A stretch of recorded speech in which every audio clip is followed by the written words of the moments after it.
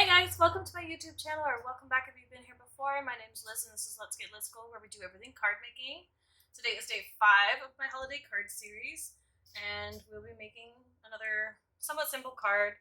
The first example I did was this Christmas tree. This is the Mod Merry stamp set from MFT, which I showed in the last video because I ended up pulling this for some sentiments. But the first example I did, I stamped the tree in black ink, and then I kind of masked off a side and then did one side in a dark green and one side in a lighter green with dye inks. And then I heat embossed Merry Christmas to go under it. It's a very plain and simple card. We put a little baubles all over it. And today we're going to be doing somewhat similar. Today I'm actually going to heat emboss the lines on this in gold, and then I will still heat emboss the Merry Christmas as well, and maybe even the star, and then we'll just cut it out and stick it on the card as well. Let's get to it. Okay, so I'm gonna pull out my misting, take all my magnets out.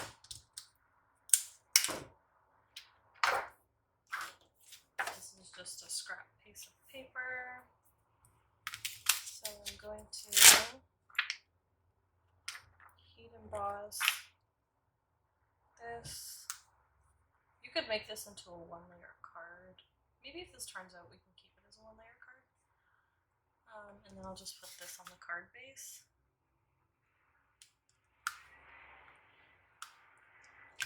Which means I need to line these up.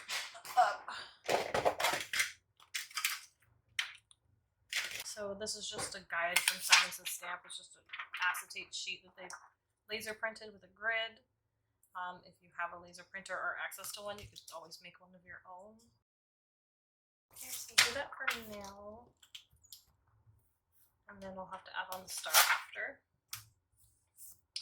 So you're going to need your anti-static powder.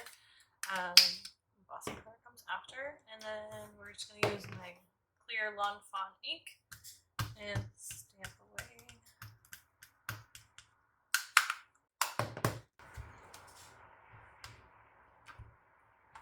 And I'm just going to press firmly just to make sure all these lines connect. These are pretty delicate, so I'm probably going to do this twice just to make sure.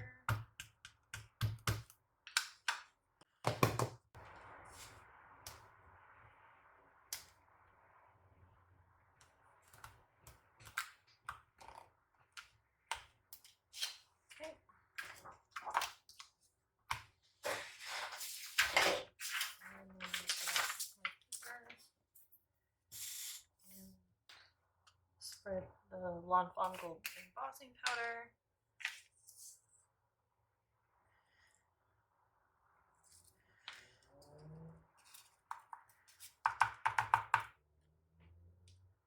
And that looks pretty good. Okay, now I'm going to go heat set this and come right back. Okay, and I'm back, and that looks pretty good. I'm just going to put this off to the side for a second and see if we can stamp the star on top now.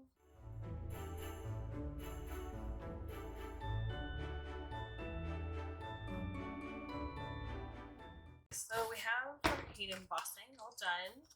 You could definitely leave a card like this. It's very plain, very simple, classy. It's got like thick gold shimmer to it. You could add a few more embellishments if you want, but we're going to add some color to this. And I'm just going to use some delicate surface tape from Scotch. If I can find this online, I will dig it up. Actually, like,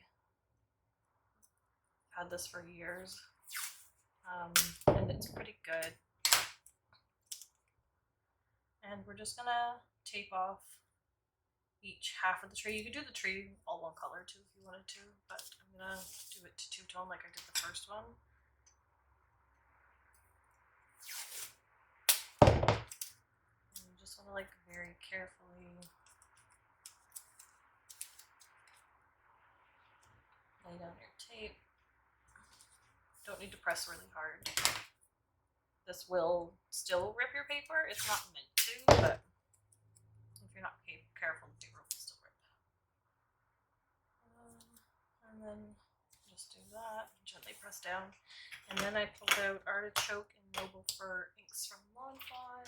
And I'm just going to use my finger daubers again. And I usually start with lighter color, so we'll get that darker color off. And then just kind of ink blend in this section. And the embossing powder will resist that ink. So once we're done, we can just like wipe it off the surface. And it looks a little patchy right now. You might not be able to tell on camera, but it'll even out once it dries. Dye ink's really good at that.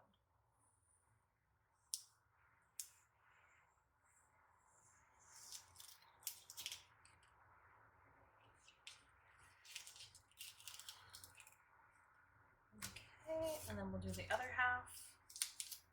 So for the other half, we'll just move this over.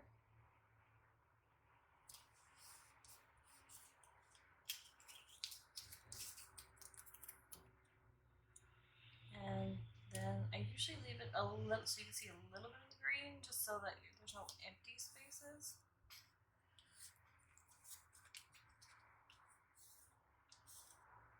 The first time I did the first one, I did it like right up against the edge, and there was a bit of a white that was showing through. So if you overlap it a bit, it just gets rid of that.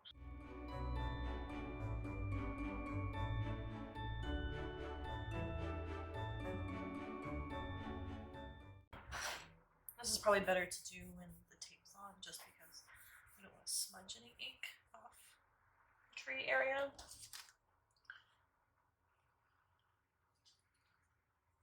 The artichoke blends in a bit to the gold lines, so maybe sticking with a darker or even lighter color would be good. I still love this. It's still very nice. It's very pretty. Just try to clean it up a bit. The problem with doing plain and simple cards is if you get a little bit of ink anywhere, it's very noticeable. And my hands are a mess right now. So I think for this one, I am going to trim the background down a little bit.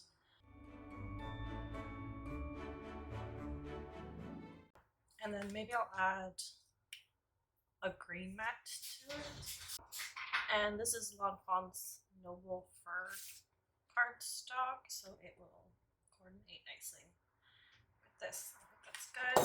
And then I'm probably going to keep the gold theme and put some gold confetti bits on there.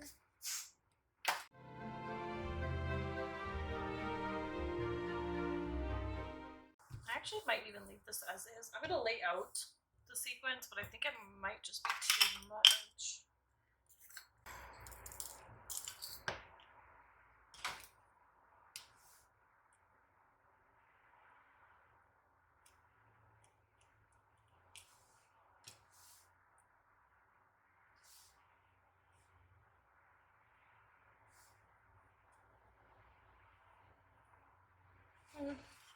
Oh, I don't hate it.